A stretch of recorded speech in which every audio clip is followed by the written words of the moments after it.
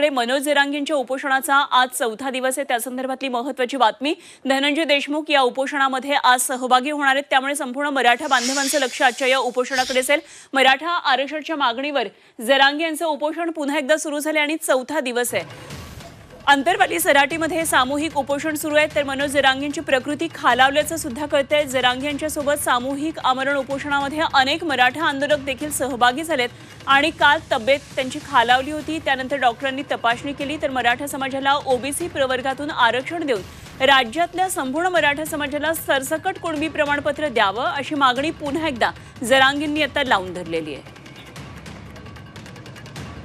आमचे प्रतिनिधी नितेश महाजन सध्या आपल्याबरोबर जोडले गेलेत। नितेशकडून आणखी अपडेट जाणून घेऊया या उपोषणासंदर्भातली। नितेश, अंतरवाली सराटीमध्ये उपोषणाचा आजचा चौथा दिवस आहे जरांगेंचा आणि आज धनंजय देशमुख सुद्धा सहभागी होणार आहेत। काय काय नेमकं आज घडामोडी घडणार आहेत?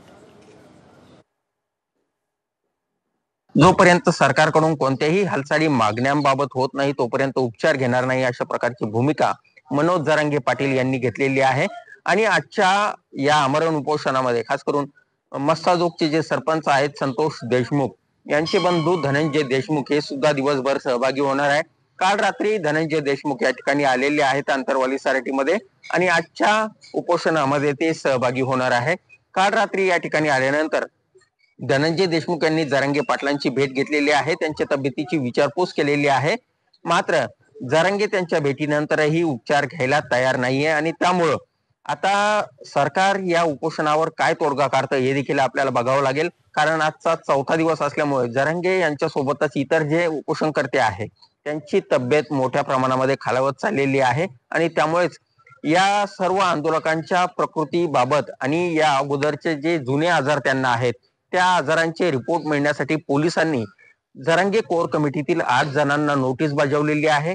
याशिवाय या ठिकाणी जे उपोषणकर्ते बसलेले आहेत त्यांचे पत्ते, मोबाईल नंबर या संदर्भातली सविस्तर यादी पोलिसांनी आंदोलकांकडे मागितलेली आहे, जरांगे कोर कमिटीकडे मागितलेली आहे।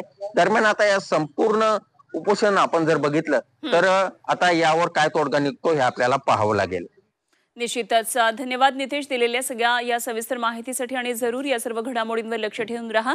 नितेश महाजन आमचे प्रतिनिधी आपल्याबरोबर होते। तर अंतरवाली सराटीमध्ये हे उपोषण सध्या सुरू आहे, उपोषणाचा चौथा दिवस आहे आणि धनंजय देशमुख सरपंच संतोष देशमुख यांचे बंधू आता या ठिकाणी पोहोचलेत आणि या उपोषणामध्ये आज सामूहिक उपोषणामध्ये ते सुद्धा सहभागी होतात। धनंजय देशमुख जरांगेंच्या उपोषणामध्ये आता सहभागी झालेत आणि त्याची दृश्य आहेत। अनेक मराठा आंदोलनकर्ते सध्या जरांगेंबरोबर उपोषणाला बसलेले आहेत। जरांगेंची प्रकृती खालावलेली आहे, डॉक्टरांकडून चेकअप सुद्धा सुरू आहे। तर आज धनंजय देशमुख या सामूहिक उपोषण आंदोलनामध्ये सहभागी होतात, त्यामुळे संपूर्ण महाराष्ट्राचं मराठा बांधवांचं लक्ष कायम आहे।